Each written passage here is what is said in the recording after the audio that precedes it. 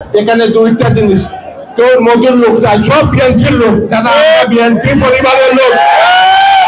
যখন কেউ বলে কোনো ব্যক্তির লোক, তখনই তাকে ধরা যায় যে তার আদর্শ কি। আমি বিনীতভাবে আমার বিএনপি নেতৃবৃন্দকে বলি যে আপনি বিএনপির একজন কর্মী, সেটা আপনার তো বড় পথ, আপনাকে কেউ পথ দেওয়ার দরকার লাগে না, আপনার পথ আপনি সৃষ্টি করবেন।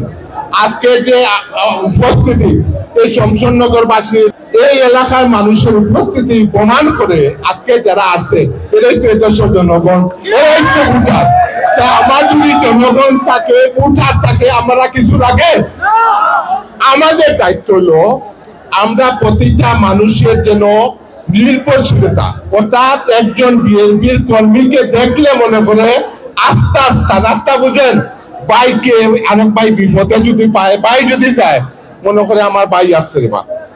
আমরা প্রত্যেকটা কর্মী যেন জনগণের ভাই হিসাবে উপস্থাপন করতে পারি।